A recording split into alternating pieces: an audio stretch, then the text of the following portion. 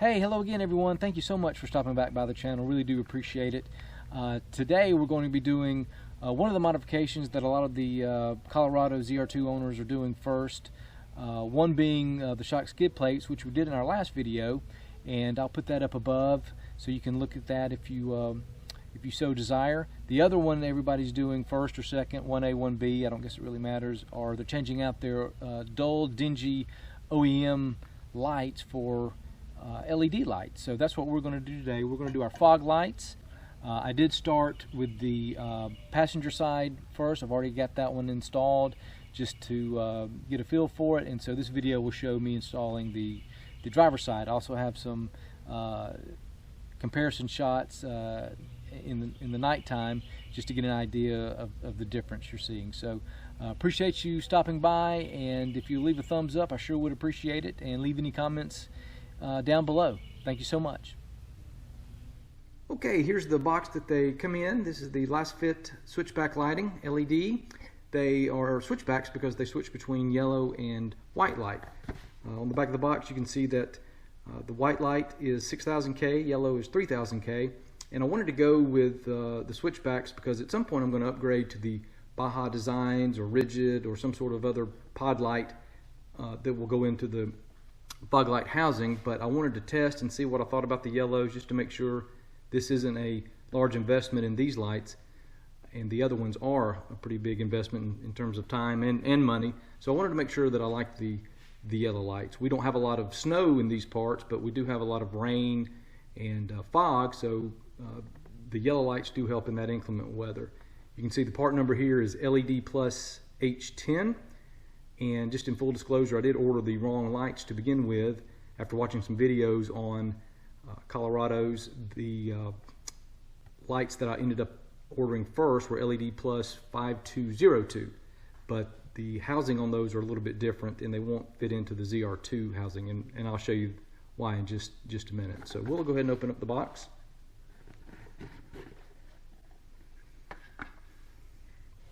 This is what comes with it. You got several stickers here, decals. So this is the light itself. You can see it has two diodes here, one yellow, one white. It's got a nice aluminum housing here, which will help dissipate the heat. And this is rotatable, so once you get them into the housing, you can sort of aim them a little bit and just get them dialed in just like you want to. It does come with a driver here, and this part plugs in like so, and it has a collar, there it is, that will screw on just to keep it really tight, keep it airtight, watertight, whatever, keep it protected from the elements. And this part goes into the factory wiring harness. It should be just a straight plug and play. So we'll get started on that and we'll see how it goes, and we'll be back in just a minute. The other thing that I forgot to mention earlier was that this does have a fan back here. These LEDs get really hot, so along with the design of the heat dissipation here, it does have a fan that will be spinning when these are on and help keeping everything cool. So just wanted to point that out as well. Alright, before we get started, I'm going to show you what torque screws I had to take out. These are T15s. There are, I believe, 11 in total that I took out. You've got one here, one there, and one over here. You can't really see it, but there's one right there. You have these three right here.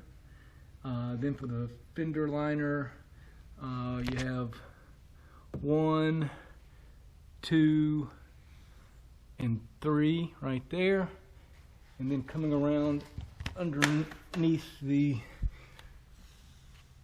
truck, I took these out, 1 and 2, and that, I think you have to take all those out. I'm not really sure, but it just made it a lot easier to be able to pull this plastic piece out right here and peel the fender liner back and get your hand in there.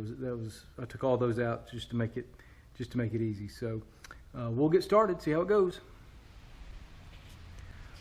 All right, I've got all my torque Lasfit screws out of there. So now I'm just have peeled back this fender liner and am able to get that down enough where it gets out of my way. So this is what it looks like on the inside.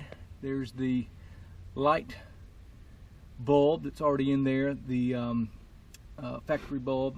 We're going to take that out. I'm probably not going to be able to do that and show you guys on camera, but that's going to, I'm just going to turn that to the left and that should come right out. Let's see if I can show. To the right, yep, and then that comes right out.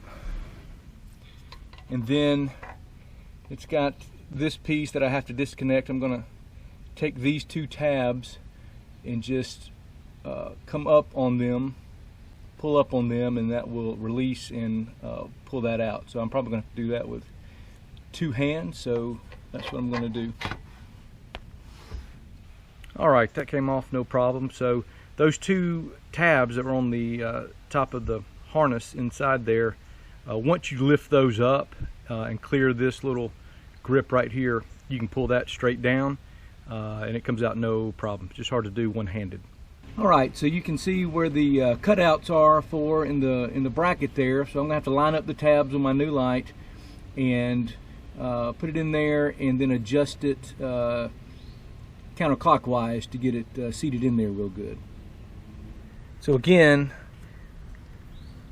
once you get the light in there, you can adjust it by twisting this, and once you twist it all the way to the left or to the right, it stops. And so that's what's going to give me be able to force where I can turn it that way.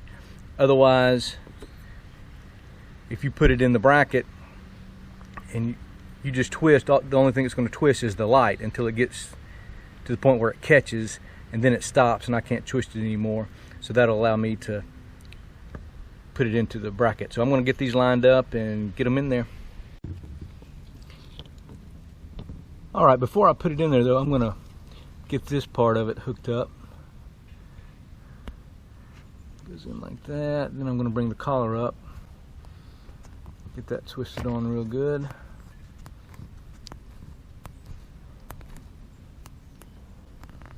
There we go. Alright, so I've got my tabs lined up. Now I'm just going to twist it to the right. Alright, I got it in there. I turned it to the right. It went a little bit. It didn't go as far as the OEM light did, but it looks like it's in there. I'm going to try to... Yeah, it's in there. Alright, so now tonight I can adjust by just twisting this part of it. See how I'm lined up, and then I'm going to have to put some tie straps up around in here somewhere. I'll figure that out later tonight. But I need to get this plugged up, which I'll do. There we go. So now I'll go turn on the truck, make sure I've got this fog light working. If it doesn't, I will flip this over and reverse what I just did.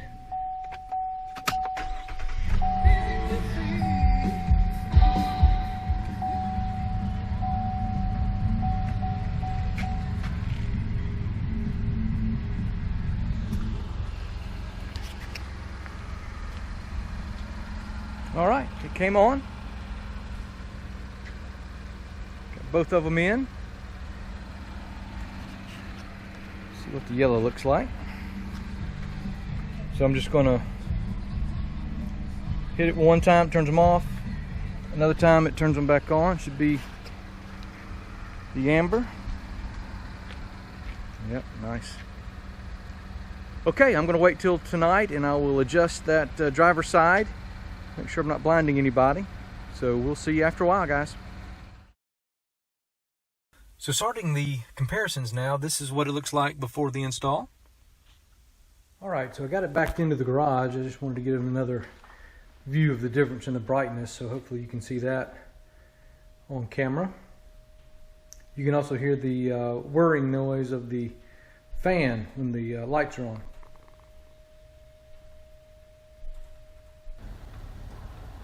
So here's a shot of the finished product,